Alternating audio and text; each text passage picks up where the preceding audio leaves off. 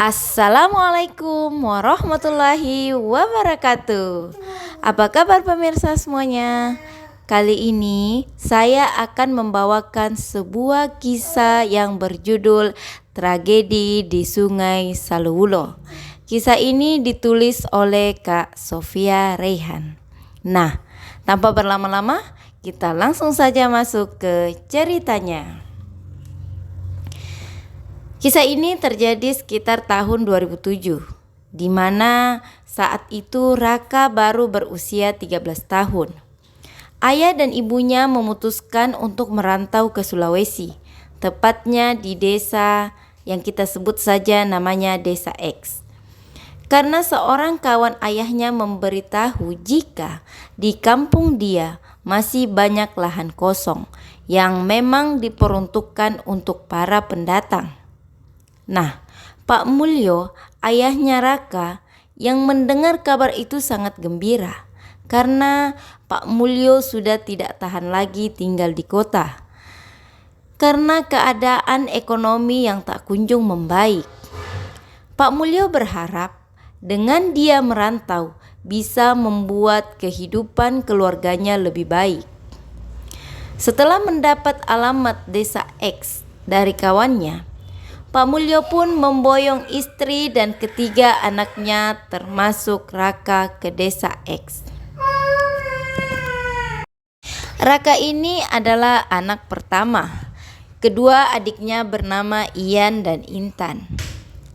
Setelah menempuh perjalanan selama berhari-hari menggunakan kapal laut dan kemudian disambung menggunakan ojek, akhirnya Pak Mulyo dan keluarganya tiba di Desa X. Pak Mulyo segera mendatangi Pak Desa sesuai dengan instruksi dari kawannya. Dan betapa kecewanya Pak Mulyo karena ternyata lahan yang dimaksud oleh kawannya sudah digarap oleh orang lain yang datang lebih dulu. Pak Mulyo begitu frustasi karena demi bisa merantau ke Desa X, dia rela menjual semua aset yang dia punya. Pak Desa yang merasa kasihan melihat Pak Mulyo akhirnya menawarkan sebuah lahan di sebelah sungai. "Pak, kalau Bapak mau, di ujung desa ada lahan yang masih kosong. Letaknya di sebelah Sungai Saluwulo," kata Pak Desa. "Saya mau, Pak," jawab Pak Mulyo tanpa berpikir lagi. "Tapi gini, Pak, tempat itu dikenal angker oleh penduduk kampung di sini. Karena sungai itu dikelilingi oleh pohon oak yang sudah berusia sekitar ratusan tahun dan letaknya agak curam," kata Pak Desa. "Gak apa-apa, Pak. Yang penting ada lahan yang bisa kami tempati untuk membangun rumah. Saya malu, Pak, jika harus kembali lagi ke Jawa. Apa nanti kata tetangga?" kata Pak Mulyo. Malam itu Pak Mulyo dan keluarganya menginap di rumah Pak Desa. Pagi-pagi sekali, Pak Desa mengantar Pak Mulyo ke tempat yang dimaksud. Dari lokasinya saja memang sudah membuat bulu kuduk merinding. Sungainya tidak terlalu besar, tapi pohon oak yang mengelilinginya sudah sangat besar dan tinggi. Ditambah lagi di situ tidak ada rumah satupun. "Pak, kok nggak ada rumah di sini ya?" tanya Pak Mulyo. "Ya kan saya sudah bilang kemarin, tempatnya angker, jadi nggak ada warga yang mau tinggal di sekitar sini." "Jadi gimana, Pak? Mau atau enggak?" kata Pak Desa. "Saya mau, Pak," ujar Pak Mulyo. Akhirnya dengan dibantu warga kampung, Pak Mulyo pun membangun rumah yang cukup sederhana. Sebuah rumah panggung yang tidak terlalu besar. Bu Esti, istri Pak Mulyo, memang dari awal tidak terlalu setuju dengan keputusan yang diambil suaminya untuk merantau. Bu Esti terlihat bermuka masam. Kedua anaknya, Ian dan Intan, pun begitu. Hanya Raka lah yang mau mengerti keadaan ayahnya. Terima kasih banyak ya Pak atas bantuannya, kata Pak Mulyo ketika para warga telah selesai membantu membuatkan rumahnya. Sama-sama Pak, semoga betah di sini ya, jawab salah seorang warga kampung. Hari-hari pun mereka lalui. Sudah hampir sebulan mereka tinggal di samping sungai Saluwulo. Tapi mereka belum pernah mendapat gangguan gaib. Pak Mulyo berpikir, bodohnya lah orang kampung ini. Mau aja ditakut-takuti dengan sesuatu yang gak ada. Suatu malam, sekitar jam 12 malam, Pak Mulyo terbangun karena Pak Mulyo merasa rumahnya seperti bergoyang. Astagfirullah, apa ini gempa ya? Pikir Pak Mulyo. Pak Mulyo lalu keluar dari rumah dan menatap ke sekeliling, tapi tidak terjadi apa-apa. Pak Mulyo pun segera masuk ke dalam rumah dan langsung menuju dapur untuk mengambil air. Pak Mulyo iseng-iseng membuka jendela dapur, yang mana jendela dapur itu searah dengan sungai. Dan betapa terkejutnya Pak Mulyo ketika dia melihat tepat di sungai Saluwulo ada sosok hitam yang sangat besar dan tinggi.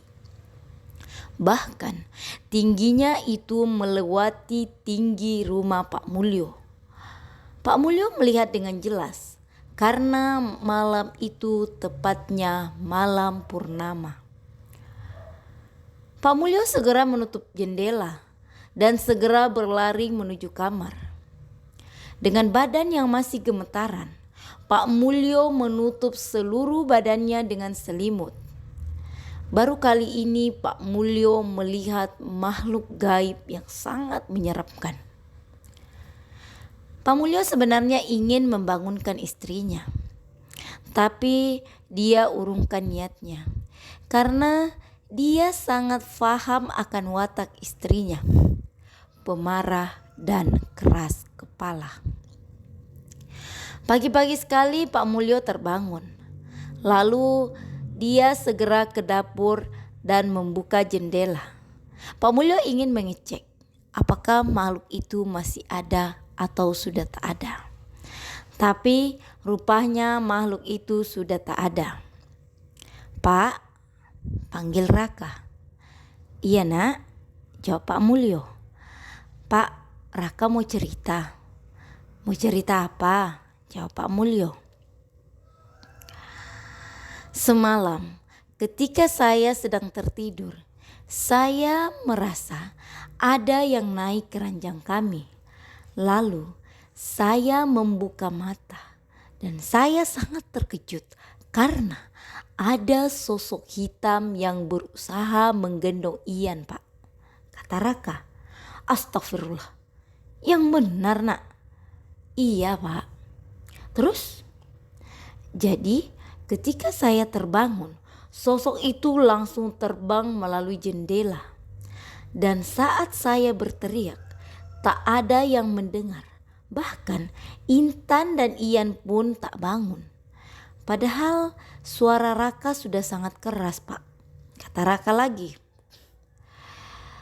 Gini Raka, tadi malam Bapak juga melihat ada sosok di sungai tadi malam. Kata Pak Mulyo. Ini pertanda apa ya Pak? Tanya Raka. Bapak juga gak tahu. Tapi sebaiknya kamu gak usah ceritakan hal ini pada ibumu.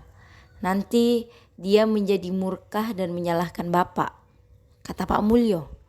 Baik Pak, jawab Raka. Setelah kejadian itu Pak Mulyo mulai merasa was-was. Tapi dia berusaha bersikap tenang. Pak Desa pun sesekali berkunjung hanya untuk sekedar menanyakan kabar Pak Mulyo sekeluarga. 2 minggu setelah kejadian itu, ada lagi kejadian yang menimpa hidup Pak Mulyo sekeluarga. yang membuat hidup mereka berubah. Jadi ceritanya begini. Kala itu sore menjelang maghrib. Saat itu Pak Mulyo hendak sholat maghrib. Tapi tiba-tiba ada seseorang yang mengetuk pintu rumahnya. Pak Mulyo pun membukakan pintu. Dan ternyata yang mengetuk pintu itu adalah seorang nenek-nenek yang berusia sekitar 90 tahunan. Wajahnya udah sangat berkerut. Badannya juga sangat kurus dan pakaiannya sangat kumal. Dia membawa sesuatu yang dibungkus dengan kain jarik yang memang sudah lusuh. Giginya kecoklatan. Sepertinya dia suka mengunyah sirih yang membuat bibirnya seperti coklat kemerahan.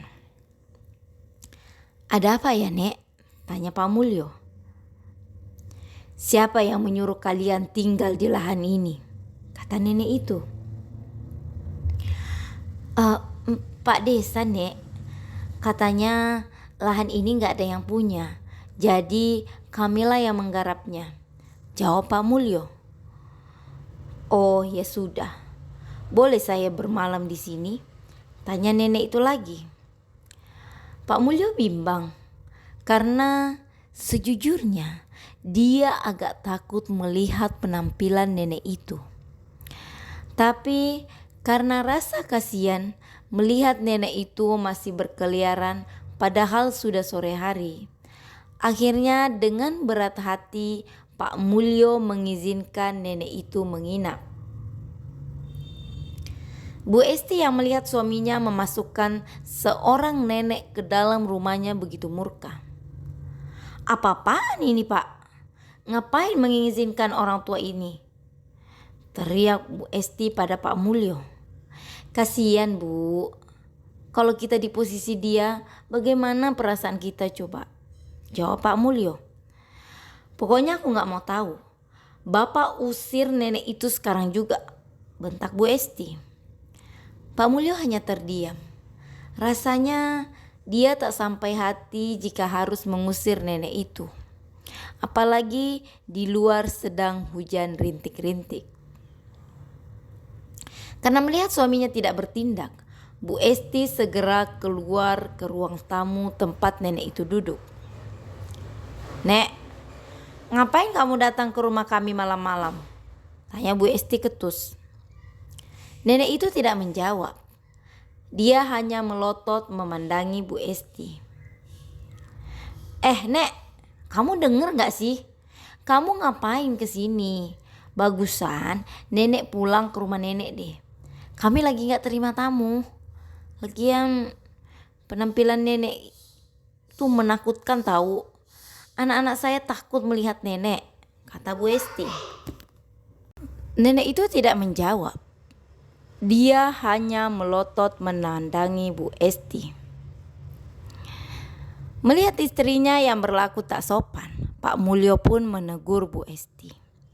"Bu, jangan gitu dong. Kasihan nenek ini.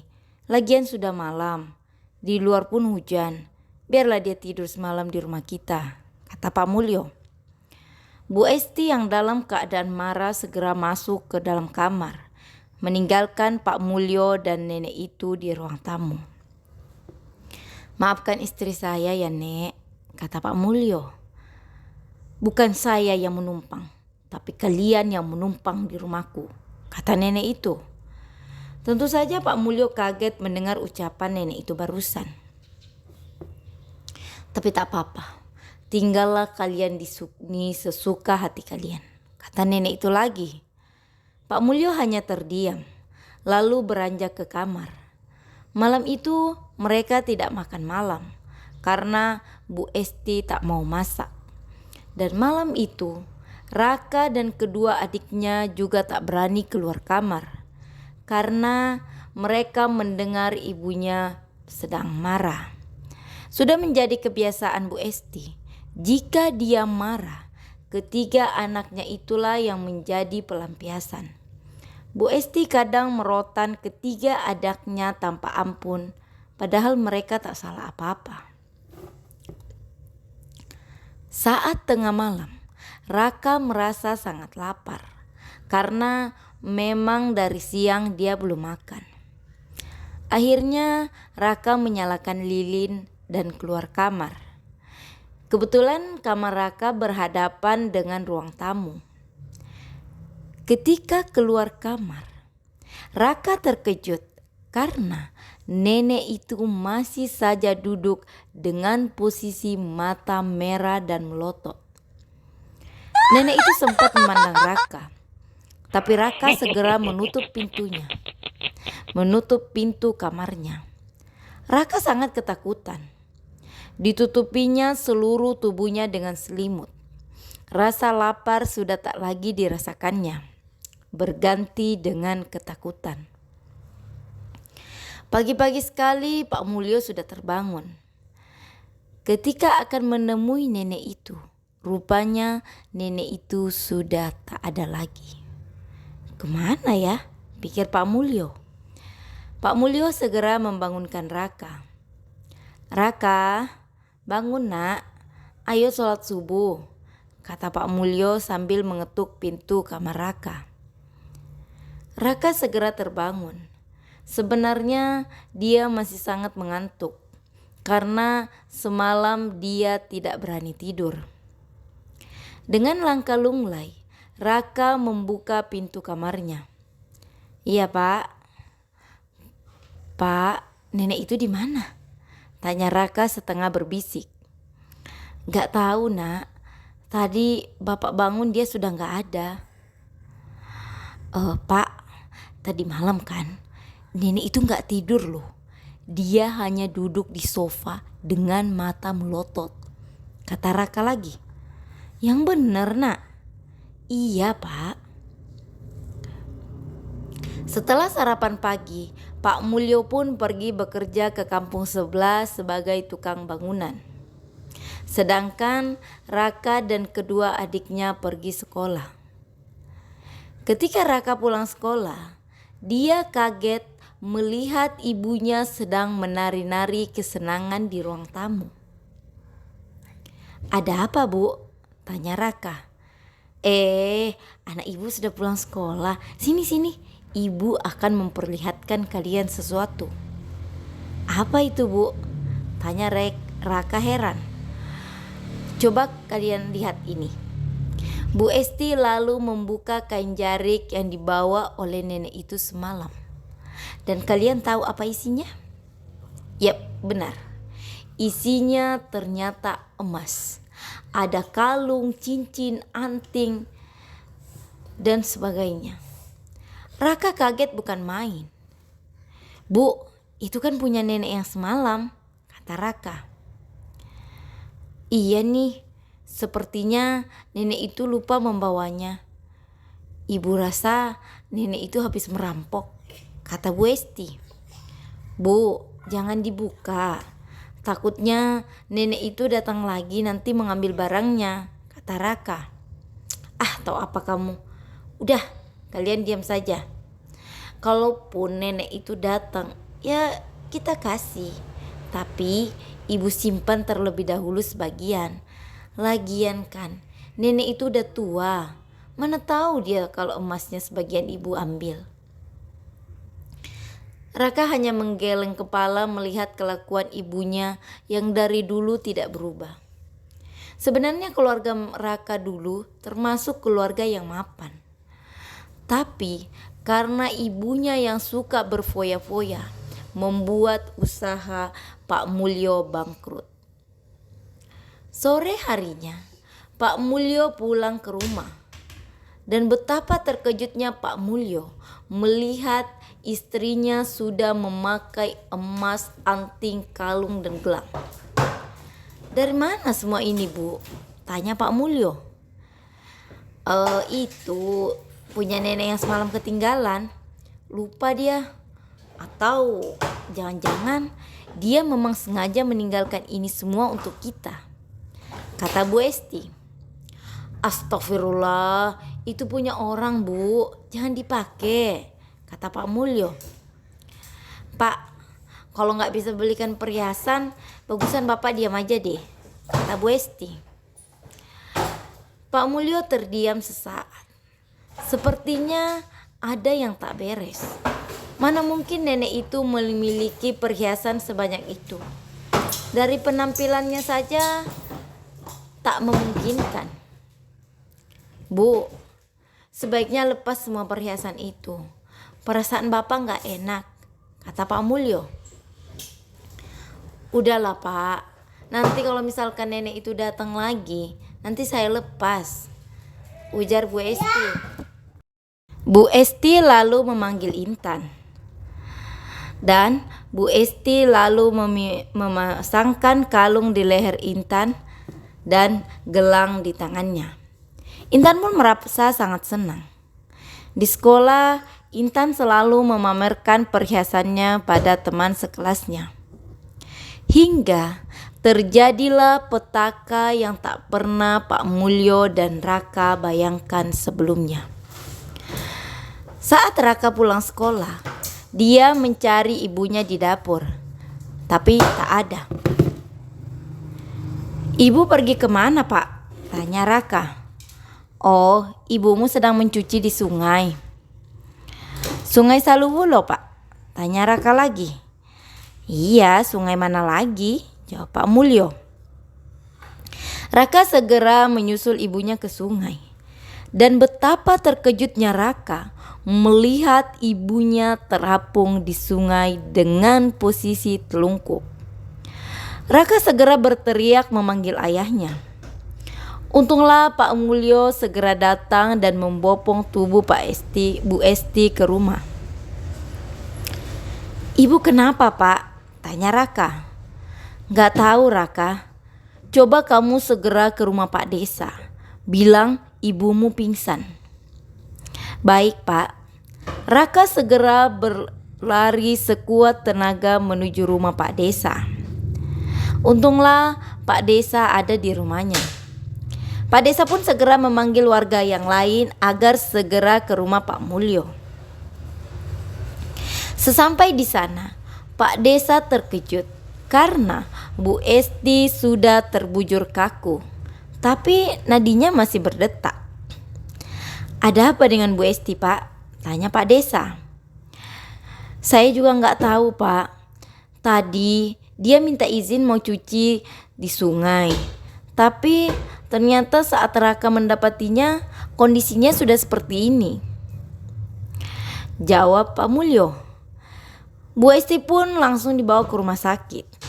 Tapi menurut pemeriksaan dokter, semuanya normal. Hal itu membuat Pak Mulyo kebingungan. Karena tidak didapati penyakit di tubuh Bu Esti, akhirnya Pak Mulyo membawa Bu Esti pulang. Dan baru saja Pak Mulyo sampai di rumah, Pak Mulyo lagi-lagi syok karena ternyata Intan juga menghilang. Sudah seharian warga mencarinya, tapi tak juga diketemukan. Menurut Raka, pagi-pagi sekali Intan berlari ke arah sungai Saluwulo. Ketika dikejar oleh Raka, tiba-tiba Raka kehilangan jejak.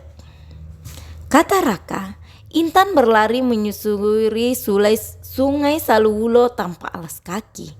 Larinya sangat kencang dan akhirnya menghilang. Pak Mulyo benar-benar terpukul dengan kondisi ini. Akhirnya Pak Mulyo pun menceritakan tentang nenek yang malam itu datang ke rumahnya. Pak Desa terdiam. Setelah menghela napas panjang, Pak Desa pun berkata, jika nenek itu adalah sosok yang sangat ditakuti oleh penduduk desa. Itulah sebabnya warga selalu menutup pintu rumah menjelang maghrib. Karena kejadian yang dialami oleh keluarga Pak Mulyo itu pernah terjadi juga sekitar tahun 90-an. Pak Desa pikir nenek itu tak akan pernah muncul lagi. Tapi ternyata dugaannya salah. Nenek yang dikenal oleh penduduk desa sebagai nenek penganut ilmu hitam. Dan nenek itu pernah tinggal di desa di dekat Sungai Saluwulo, tempat yang sekarang Pak Wulyo dan keluarganya tempati. Nenek itu memang mencari orang yang mau meneruskan ilmu hitamnya, dan sebagai imbalan dia akan memberikan harta yang melimpah. Tapi mungkin Bu Esti tidak bersedia, atau nenek itu tidak suka, sehingga dia menyiksa Bu Esti dengan bantuan jin peliharaannya. Dan kalau Intan, sepertinya dia menghilang karena disembunyikan oleh jin penunggu pohon oak atau jin penunggu sungai. Jelas Pak Desa. Jadi bagaimana Pak dengan perhiasan yang nenek itu? Bagaimana dengan perhiasan nenek itu yang masih kami simpan di dalam lemari? Kata Raka. Itu bukan perhiasan, itu tak lain hanya daun. Kalau tak percaya, silakan cek, kata Pak Desa. Raka pun segera membuka lemari dan mengeluarkan kain jarik. Kemudian membukanya, dan ternyata benar. Di dalam kain jarik itu hanya ada daun kering. Pak Mulyo pun mendatangi ustaz dan tetua kampung untuk mengobati Bu Esti. Tapi Bu Esti tak kunjung sembuh. Dan atas saran dari tetua kampung untuk membawa Bu Esti keluar dari pulau, karena hanya itulah yang bisa menyembuhkannya. Dan disitulah Pak Mulyo galau, karena di satu sisi dia ingin istrinya sembuh, tapi di sisi lain dia tak sampai hati meninggalkan kampung tanpa Intan. Tapi Pak Desa bilang jika dia dan warga akan terus mencari Intan, biarlah Pak Mulyo membawa Bu Esti keluar pulau. Dengan berat hati, Pak Mulyo pergi ke Kalimantan dengan menggunakan dana hasil dari sumbangan desa. Pak Mulyo memilih Kalimantan karena dia malu jika harus kembali lagi ke Jawa. Dan memang di Kalimantan itu ada saudara Bu Esti yang bekerja di perkebunan kelapa sawit. Dengan berurai air mata, Pak Mulyo sekeluarga pergi meninggalkan kampung tanpa Intan. Sepeninggal Pak Mulyo, warga tetap mencari keberadaan Intan, tapi tetap tak ada hasil. Rumah Pak Mulyo pun mulai tak terurus dan sudah terkesan angker. Beberapa warga desa sering melihat penampakan Intan di rumah itu. Dan kadang melihat penampakan Intan di atas pohon oak. Bahkan beberapa warga mengaku sering dibisiki oleh sosok yang menyerupai Intan ketika mereka melalui Sungai Saluwulo menjelang maghrib. Dia selalu bilang, "Tolong aku, tolong aku."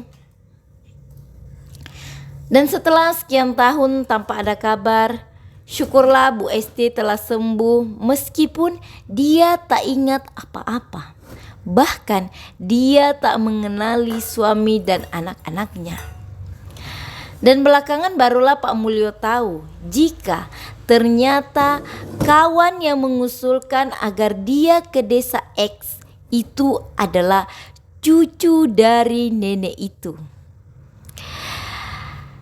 Menurut kabar yang didengar Pak Mulyo, sebenarnya kawannya itu sengaja menyarankan Pak Mulyo dan keluarganya pindah ke sana karena dia sebenarnya ingin agar Bu Esti jadi penerus ilmu hitam neneknya, agar neneknya bisa meninggal. Tapi rupanya neneknya sudah marah terlebih dulu pada Bu Esti, sehingga Bu Esti bukan diturunkan ilmunya, tapi malah disiksa secara batinianya. Dan kemudian nenek itu masih hidup dan terus mencari orang yang mau meneruskan ilmu hitamnya. Karena jika tidak ada yang meneruskan ilmunya, dia belum bisa mati. Nah, itulah cerita yang ditulis oleh Kak Sofia Rehan. Mudah-mudahan kita bisa ambil hikmahnya ya. Oke, sekian dan terima kasih. Sebelum kita tutup, jangan lupa like, comment, and subscribe. Terima kasih. Assalamualaikum warahmatullahi wabarakatuh.